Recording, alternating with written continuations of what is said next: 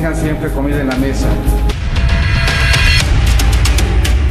Es una cantidad de dinero pagada mensualmente a todos los ciudadanos. El gobierno dejará de ser un comité al servicio de un grupo o facción. Señor expresidente Enrique Ochoa Reza, muy buenas noches a Claudio Bogacier. Muy buenas noches, Fernando Gándara. Muy buenas noches al coordinador Emilio Gamboa. Muy buenas noches a todos. Quisiera empezar el mensaje antes de ese vicepresidente. Una cantidad de dinero pagada mensualmente y garantizada por el Estado a todos los ciudadanos por el simple.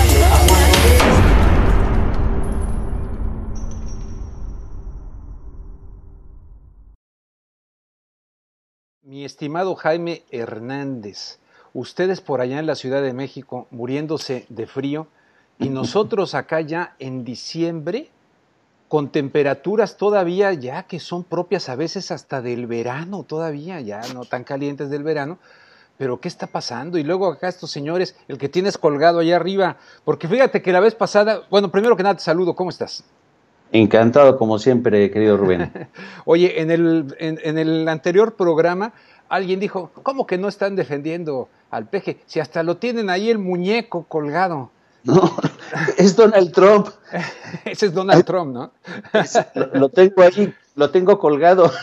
Lo tengo colgando de la soga, Donald Trump. Colgando de la soga, no es el Peje, es Donald Trump. Bueno, para aclararle ahí al despistado que decía eso. Y la cosa del frío, así de plano, ¿está muy fuerte el frío en la Ciudad de México? Sí, yo no recuerdo, hace poco que yo regresé a México, pero me cuentan amigos que hace bastante tiempo que no se sentían estos fríos. Pero tú estás acostumbrado, vienes de Washington. Pues sí, pero no se vale. Es que sabes que la Ciudad de México es traidora, porque de repente ves un sol esplendoroso, pero hace un frío canijo, ¿no? Que se te meten los huesos. Y además porque en la Ciudad de México tú sabes que no tenemos en la mayoría de los hogares sistema de calefacción. Y en Estados Unidos sí, ¿no? Entonces hay unos cambios brutales de saltos de temperatura, porque si pones algo de calefacción en tu casa al salir, las corrientes de aire, y en las noches están bastante frías, ¿no?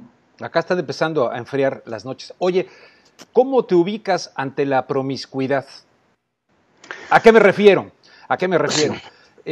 Resulta que tenemos una alianza entre un Partido Acción Nacional, ¿no? Claramente yo, desde que conocía Castillo Peraza y todo, entraba a sus oficinas y fotos con el Papa y todo ese tipo de cosas, ¿no? Bueno, y con el PRD, que ya no es aquel histórico PRD, ya es este PRD. Y resulta que el día que estamos grabando esto, que es un día después del 12 de diciembre de la Virgen de Guadalupe, tenemos una alianza ahora de este partido del cual yo francamente todavía no sé mucho, pero Partido Encuentro Social, con Morena de López Obrador. Y si no mal recuerdo, estos tienen que ver con esto de Casa sobre la Roca, quienes estuvieron apoyando, si no mal recuerdo, me corregirás tú, a Felipe Calderón y al PAN. Y entonces veo aquí un relajo de promiscuidad, de colores, de letras, etcétera, donde me da la impresión que de lo que se trata es de llegar al poder. Ya no hay ideologías o no sé qué está pasando. ¿Tú cómo la ves? Yo coincido.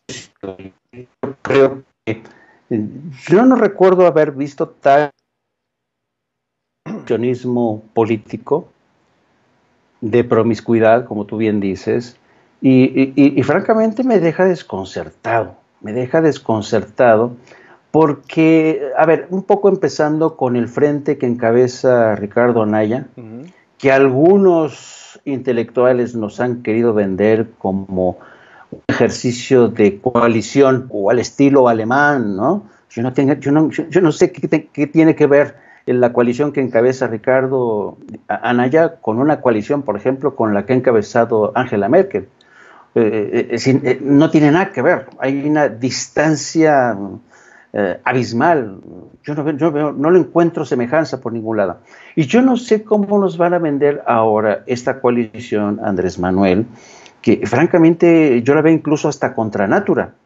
¿Qué tiene que ver la izquierda que se supone que representa a Andrés Manuel, con este grupo de encuentro social que respira por la vena religiosa, que yo no tengo nada en contra de la religión.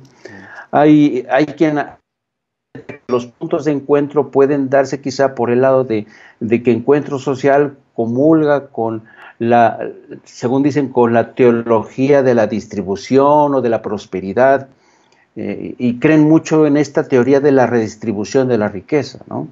Entonces, es el único punto de encuentro, por lo menos en el ámbito retórico, pero por lo demás, yo no le veo ningún punto de contacto, y además, como tú bien dices, Encuentro Social ya fue una organización que acompañó a Felipe Calderón, y de repente sale del vecindario de la derecha católica o evangelista y se instala en el barrio de la izquierda, de esta centro izquierda, y dices, ¿cómo se come eso? Entonces, por eso vamos a ver cómo nos venden esta coalición. Yo lo veo de forma, si tú quieres, y ya lo has expresado, un poco brutal. Es la lucha por el poder. Y se vale lo que aliarse con el que sea, con tal de justamente de tratar de competir en igualdad de circunstancias con la coalición que está Ricardo Anaya con el PRD. Supongo que la lógica de Andrés Manuel López Obrador es presentar batalla a la coalición del PAN y el PRD con candidaturas para diputados, senadores, y la única forma que tiene Andrés Manuel de echar mano de candidatos es meter la mano en el vivero o en el, digamos, en el ganado, entre el ganado del Partido de Encuentro Social y el Partido del Trabajo. Sí, porque eso de alguna manera un poquito me recuerda cuando acá el señor George Bush, ¿no? George Bush, hijo, cuando llegó, bueno, pues le arrebató mucho de los candidatos. ¿A quién era? John McCain, ¿no? Con los evangelistas, y todo. O sea, es esta guerra por el poder, ya entrando, o sea, ¿el fin justifica los medios, será? ¿El fin justifica los medios? ¿De eso se está tratando ahorita, ahí en México? John Adams, el segundo presidente de Estados Unidos, solía decir, hay que delegar el poder de la mayoría a este grupo de sabios y buenos hombres. Sí. Y yo francamente no creo que sean ni los más sabios ni los más buenos, ¿no? Yo creo que son, visto lo visto, con este ejercicio de contorsionismo político, lo único que tienen en común es oportunismo, o sea, francamente. Y van a tener que hacer un gran esfuerzo de convencimiento para tratar un poco de convencer al ciudadano de pie de que esto no se trata solamente de oportunismo y de querer conquistar el poder a cualquier costa. Claro. Fíjate que cruza por mi mente el hecho de que a mí se me hubiese antojado con este movimiento que en un momento dado inclusive renunciara al acceso al poder en estas elecciones y se tratara de meter en el tejido social convocando a los mexicanos a una verdadera regeneración, renovación, como un movimiento social que en un momento dado pudiera legítimamente aspirar al poder, pero no sé qué pensar de esto, ¿no? Creo que hubiera tenido un enorme poder de convocatoria. Ahora, está el hartazgo de la sociedad mexicana ante la corrupción, ante muchísimas cosas que están pasando en México, ya sea con el PRI ahora o con la docena trágica del PAN, y antes desde luego con el PRI hasta Ernesto Zedillo, la inseguridad, que muchos están sacando sus capitales, acabo de leer una nota, que muchos se quieren, fíjate que hemos ido a México y les dicen a mis hijos, oiga, ¿se quieren regresar para acá? Pues tal vez sí extrañamos México. No, y todo el mundo dice, no cometan eso. ¿Cómo puede ser sano un tejido social donde mucha gente se quiere salir de México, ¿no? Entonces estos cacarean una serie de promesas, todos están prometiendo demasiado.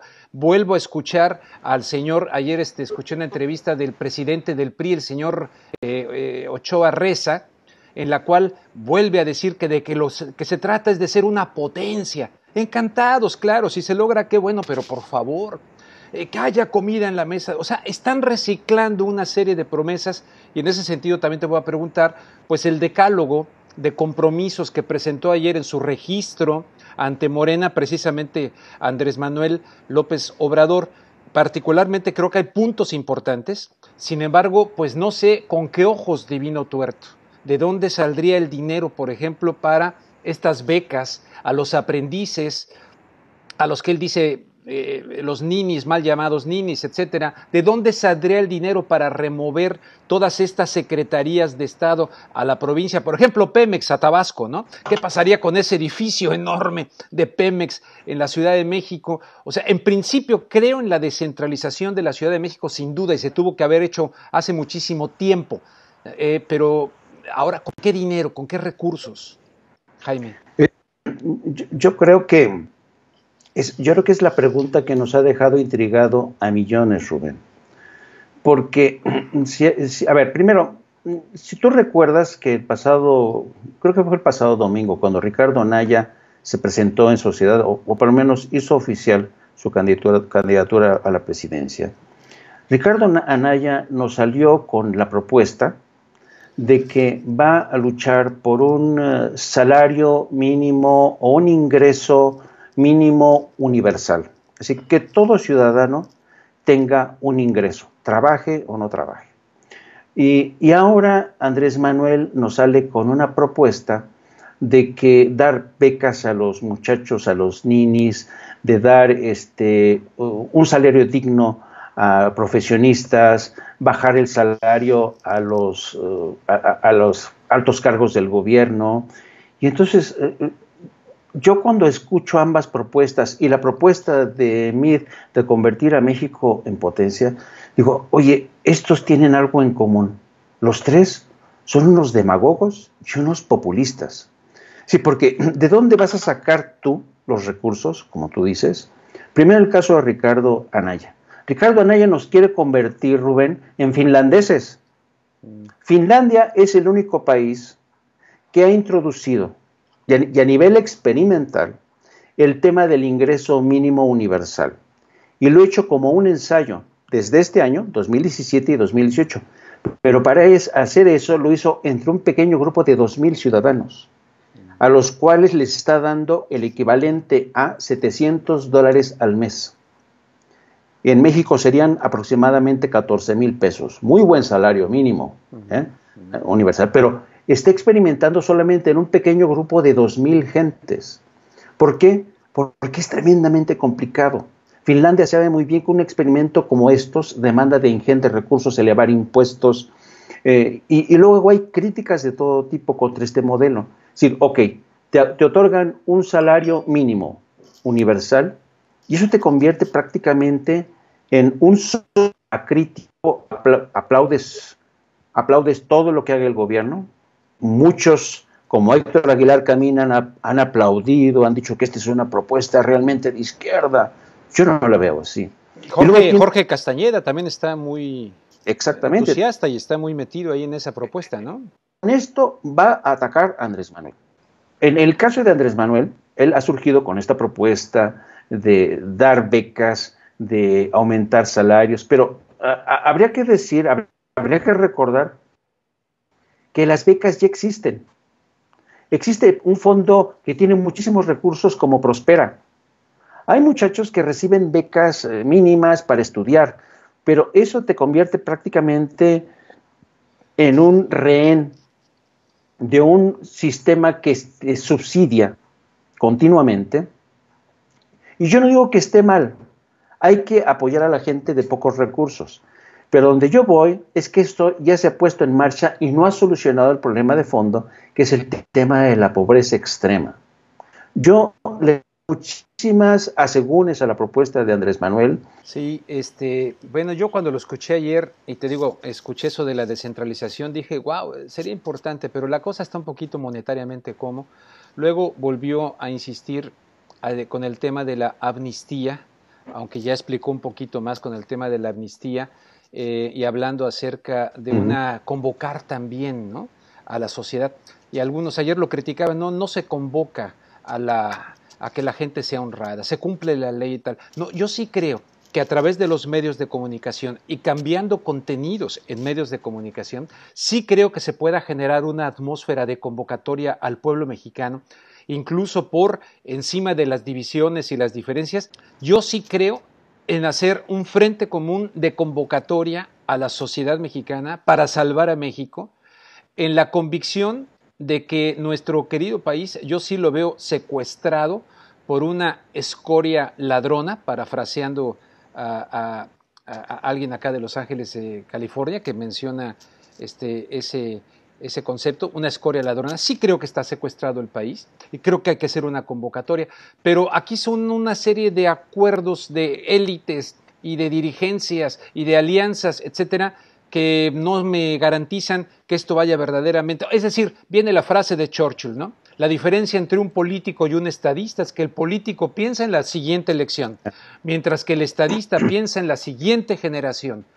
No sé quiénes verdaderamente con convicción profunda estén pensando en la siguiente generación. Mi bronca también, para que lo entienda mucha gente que nos escucha, la mía es el neoliberalismo salvaje, globalizador, depredador, que para mí ahí están metidos muchísimos, y yo vería, por lo menos en el discurso tradicional que ha tenido López Obrador, tanto en la etapa PRD como en la etapa ahora Morena, yo vería que fue el único candidato que estaba manifestando críticas muy serias a esto, que es lo que a mí francamente me molesta. Yo quisiera ver una opción para plantear un México mejor, un mundo posible que sea mejor, un México mejor. Cuando nos está gobernando este neoliberalismo a nivel mundial, que ha sido francamente un neoliberalismo terrorista, que ha atacado de manera terrorista a millones de seres humanos en el mundo. Es mi postura, más que allá de partidos y de colores. Sí. No sé qué opinas. No, yo lo que creo, voy a tratar de utilizar una analogía o un ejemplo. Yo estoy convencido que en estos tiempos que corren de campañas electorales, cualquier cargo político se han convertido en productos de marketing. Es como cuando tú vas al supermercado a comprarte un desodorante o un shampoo, ¿no? Y el ciudadano de pie dice, bueno, dicen que este shampoo es muy bueno porque me quita la caspa, o porque me deja el pelo sedoso y brillante, ¿entiendes? Entonces, en época de campaña, se van a vender a sí mismos como el mejor shampoo, ¿no? Como el mejor desodorante, ¿no? Y claro, luego te enteras, tienes que leer con mucho detalle, con mucho cuidado la letra pequeña, ¿no? Para nosotros que ya estamos viejos y somos bastante cínicos como periodistas, sabemos muy bien que detectar inmediatamente el discurso político cuando está amañado, cuando esconde cosas, ¿no? Por ejemplo, precisamente hablando del tema de la decisión de recortar, por ejemplo, los salarios. Tú sabes que en México, efectivamente, quienes más ganan en este país son la gente que ocupa los altos cargos en el gobierno. Y no solamente ellos, el poder legislativo, los senadores y los diputados ganan una barbaridad, es un insulto. Y el poder judicial es uno de los poderes judiciales que ganan, yo creo que ganan más que en cualquier país. Ganan, yo te apuesto, más que en Estados Unidos, muchos miembros de la Suprema Corte, que tienen unas prerrogativas, unos aguinaldos impresionantes. El Poder Judicial, la Suprema Corte, es en México uno de los pocos poderes que tiene su propio canal de televisión y programas de radio. Eso no lo tiene ni la Suprema Corte en Estados Unidos.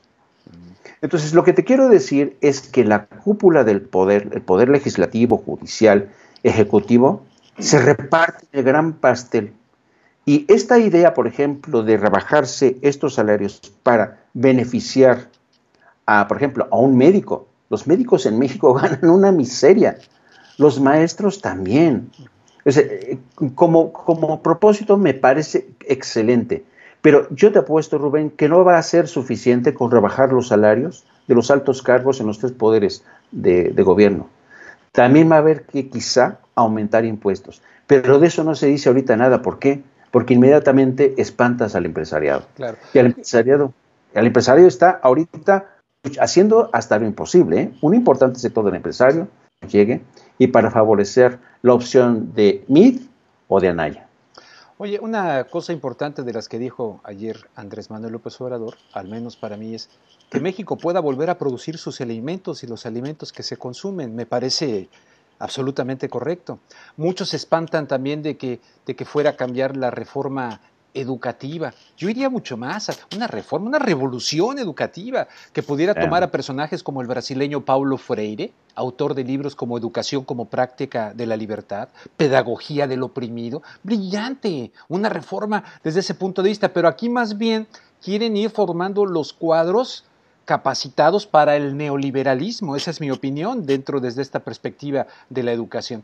Entonces, eso de echarla para atrás, yo no me espantaría, como muchos ayer en los medios mexicanos estaban diciendo, no me espantaría para nada que se echara para atrás aspectos de esta reforma energética que hasta ahorita no está beneficiando para nada. Estaría totalmente a favor de que se produzcan, es ridículo que se esté importando maíz, que México está importando maíz, que está importando una serie de granos y de productos alimenticios. Es muy grueso estar comprometiendo la seguridad alimentaria mexicana de esta manera. Entonces, yo sigo encontrando puntos muy importantes, ¿no? Pero, por ejemplo, ahora la que se quedó en lugar de López Obrador como presidenta de Morena, esta que se cambió el nombre, que está medio raro, ¿cómo es? La J. Cole. ¿No? Se cambió el nombre y tal. Bueno, ahora dice, quien quiera venir, casa abierta, ¿no? Quien quiera venir de estos, del otro, del PAN. Bueno, tal vez es una estrategia, pero tendría que pasar por un decir, bueno, quien quiera venir, nos está llevando el tren en México en muchos aspectos. Entonces, quien quiera venir, vamos a encabezar juntos, sí a dialogar entre diferentes ideologías para buscar salvar esto, para que los niños puedan salir a las calles como salíamos tú y yo a jugar canicas sin tanto miedo, o a tomar, qué sé yo, tomábamos agua de la llave, del parque, tantas cosas que se vieron que ahora están muy... Y ahora nos venden la idea de la modernidad, dice el señor Meade, que esta elección será entre el precipicio, ¿no? ¿Cómo dijo? Entre el precipicio o la modernidad. ¿Qué nos va a vender la modernidad? El progreso. Nos va a vender lo mismo que Carlos Salinas de Gortari, que nos íbamos a convertir con el Tratado de Libre Comercio en país del primer mundo, cuando en realidad el TLC desmanteló mucho el campo mexicano y aumentó después con Fox, creo que se vieron billones para buscar trabajo acá a Estados Unidos. Sí, yo creo que el trabajo va a enfrentar un desafío brutal, quizá, que hay que recordar que ya ha sido quizá el gran error de Enrique Peña Nieto. Enrique Peña Nieto nos ofreció el cielo y que Meade sigue insistiendo que nos pueden seguir sirviendo para convertirnos en una gran potencia, pero empezando por ejemplo con el tema de la reforma educativa, ¿no? Que ha sido un desastre. ¿Y qué es lo que ha pasado? Lo que ha pasado es que han bajado continuamente el listón para que nadie se quede fuera de las universidades. A mí me consta cómo se han bajado esos listones. Bajan el listón de requerimientos. Y eso te habla de hasta qué punto la reforma educativa no ha funcionado. No ha funcionado en absoluto. Ya no hay mejores maestros, no hay mejores alumnos. Entonces, yo creo que ese es solamente uno de los muchos ámbitos de los que el próximo gobierno tendrá que trabajar y realmente contar no solamente con la voluntad popular, sino con la experiencia de muchísima gente.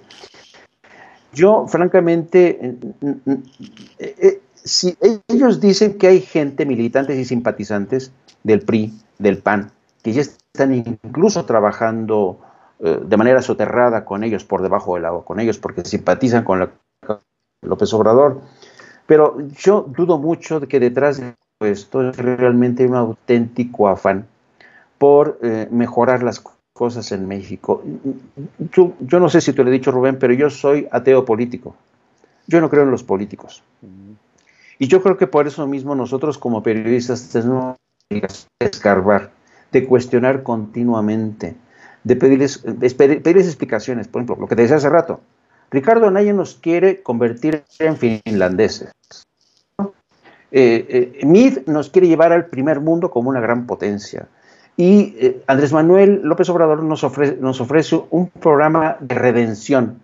Ahora sí, van a acabar los corruptos, va a haber mayor repartición de la riqueza.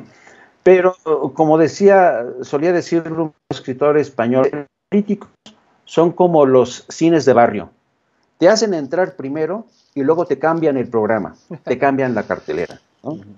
Entonces, yo creo que en estas elecciones vamos a tener que analizar, pero realmente con lupa, de verdad, con lupa, y siendo muy críticos, incluso a veces duro, a veces brutales, pero yo creo que es necesario. México, el ciudadano de a pie en México Ya estos cuentos de hadas, ¿me entiendes? Ya no se creen que va a llegar un político que con una varita mágica, ¡pum!, vas a tener un salario universal, vas a tener el mejor sistema educativo, vas a tener los mejores hospitales y médicos del mundo. Eso ya nadie se lo cree. Al ciudadano de pie, al elector, hay que hablarle con la verdad. Pero eso es complicado. Pues muy complicado. Pues, ¿qué te parece si le vamos cerrando? Les digo a quienes ven y escuchan esto que no pretendemos presentarnos aquí como analistas que les estamos descubriendo el hilo negro, simplemente reflexiones de periodistas, pues preocupados y que tratamos de ocuparnos para despreocuparnos. Y así como la vez pasada planteamos ahí un análisis pues en contra de los sicarios y de los francotiradores, en este caso en contra de López Obrador, con este nado sincronizado.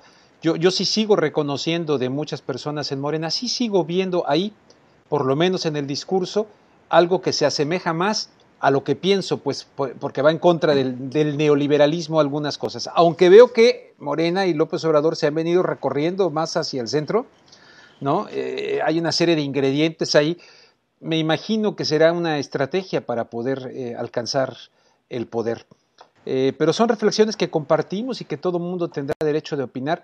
Creo que es muy importante que se escuchen puntos de vista contrastantes, ahora que tendremos a muchos que se estarán afiliando a su capilla política de manera fundamentalista, sin la posibilidad. En Facebook hay una persona que tenía años siguiéndome y que ahora me critica porque no pienso como esa persona sobre López Obrador. O sea, si te separas tantito del pensamiento único, ¡uy!, ¿no? Y creo que es importante que preservemos la libertad de pensamiento con sinceridad, con honestidad, aunque pueda estar uno equivocado, ¿no? Claro, yo creo que una de las grandes déficits que tiene nuestra sociedad es el principio de la tolerancia. De veras, ¿cómo he hecho yo en falta la tolerancia para discutir de manera abierta? Yo me acuerdo muchísimo que Barack Obama decía, cuando negociaba incluso con gente de la acera de enfrente, con conservadores o republicanos, él dice, bueno, ciertamente podemos o no estar de acuerdo en ciertas cosas, y a veces va a ser necesario negociar, y a veces para entendernos, y a veces ninguna de las partes va a poder quedarse con el 100%. Pero en este proceso de negociación y en este proceso de diálogo y de búsqueda realmente de puntos de encuentro, de terreno en común, es como yo creo que México puede avanzar. Es la única manera. Y ojalá esa fuera la formación de los políticos mexicanos, pero los políticos mexicanos son brutales descalificaciones, ataques, comentarios derogatorios, y yo creo que es necesario realmente, es obligado, yo me atrevería a decir, tratar de asomarnos con un poco de crítica, de ojo crítico, pero también con ganas de creer de que las cosas en México, el cambio en México es posible y es factible. Una última pregunta. El registro de Andrés Manuel López Obrador, justo el día de la Virgen de Guadalupe, Morena, la morenita del Tepeyac, me imagino, ¿no?, que no es coincidencia, ¿verdad? ¿Tú crees que haya funcionado?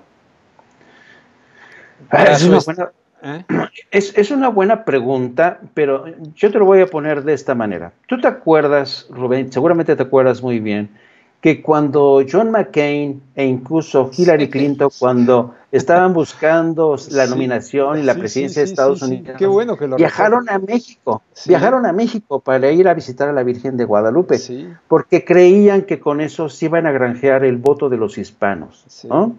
Yo no estoy tan seguro que les haya funcionado. No. Y yo creo que puede ser que cierto sector de la población en México haya visto en esto un guiño a sus creencias, porque aquí la Virgen de Guadalupe es venerada en este país. Pero hay un sector también importante de la población que lo ha visto como un movimiento táctico de campaña, y yo creo que no les ha convencido del todo, ¿no? Ven que hay truco, ven que hay ganas de granjearse las voluntades de gente que lo ve con temor.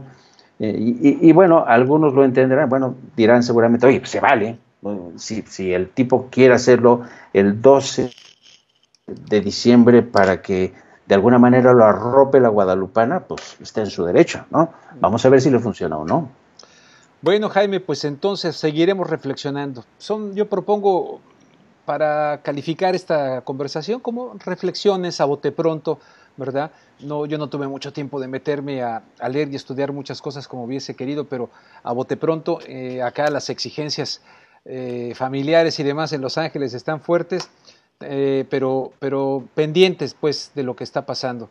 Fíjate que ayer tuve una entrevista con el padre Melo, director de Radio Progreso en Honduras. Estará publicada ya pronto, el día de hoy, y todo está de cabeza, en realidad está muy complicado. Saliéndonos del tema mexicano, lo del señor Trump de Jerusalén, híjole, es incendiario. Decíamos, va a tener, es echarle gasolina al fuego, y ya ves lo que está generando, una tercera intifada. O sea, por todos lados, ¿no? Entonces son reflexiones buscando que las personas que nos hacen el favor de prestar atención a nuestra conversación, pues tengan ahí elementos, herramientas para, aunque estén o no de acuerdo con nosotros, pues para reflexionar a su vez en sus comunidades, en sus familias, ¿no? Algo ya finalmente que te digo, me preocupa que se repita lo del 2006, la polarización incluso de odio en México. No sé si te acuerdas, hasta de familias, división de familias y calificativos de que el naco. Yo recuerdo cosas tremendas, muy feas realmente del 2006, en aquella cuestión de Felipe Calderón y López Obrador, donde evidentemente hubo actitud fraudulenta por parte del aparato estatal para que ganara Felipe Calderón, a mí no me queda duda. Y creo que se va a repetir un escenario bien delicado que yo creo que México no merece, francamente, pero ni modo, es la lucha por el poder, pero creo que va a haber un enfrentamiento y dividido en todas estas partidocracias, ¿no? Sí. Yo escribí antier en mi blog a propósito de estos rumores que hay de que Vladimir Putin va a tratar un poco de meterse para desestabilizar y para tratar un poco de hacer lo que se supone que hizo en Estados Unidos impulsando la candidatura de Donald Trump. Y yo cerraba diciendo, y no necesitamos a Vladimir Putin, o sea, solitos nos desestabilizamos a nosotros mismos. Tenemos tantas divisiones, tenemos puntos de vista tan opuestos. Las redes sociales se han convertido en un ecosistema tan emponzoñado, tan polarizado por el odio, la descalificación. Sí. Y yo creo que eso te habla un poco de lo que ha sido el resultado de esta nueva era de las redes sociales, que te banalizan todo lo reducen a un picoteo de 140 caracteres o 280 caracteres, y en ese pequeño picoteo banalizan mucho la información, la tergiversan, entonces no se puede mantener un diálogo de esa forma, y yo creo que, incluso teniendo esta posibilidad de diálogo que tenemos tú y yo, incluso aún así es complicado tratar de abordar una realidad compleja de por sí, tan compleja. Pero trataremos de hacerlo, querido Rubén, de la manera más humilde y más modesta, aportando la experiencia y lo que sabemos. Bien, pues por allá nos vemos pronto, porque yo voy a México a pasar Navidad. Estupendo. Navidad y Año Nuevo. Tal vez no sea aquí el espacio, pero sí lo digo. Falleció una hermana de mi esposa, ¿no? Y me muero de ganas de ir allá a saludar a sus hijos y a su esposo y estar con ellos también, ¿no? Mi esposa ya anda por allá. Entonces, pero nos tenemos que tomar un café y tal vez un vino, ¿por qué no? ¿Verdad? Un tequilita. Un tequilita, sale. Pues un fuerte abrazo, mi querido Jaime. Un abrazo, querido Rubén. Gracias por la conversación, y a quienes nos ven, pues muchísimas gracias por prestar atención a esto, y vamos a continuar en la medida de lo posible de hacer esto una vez por semana con Jaime Hernández, periodista de La Jornada. Gracias, Jaime. Un abrazo.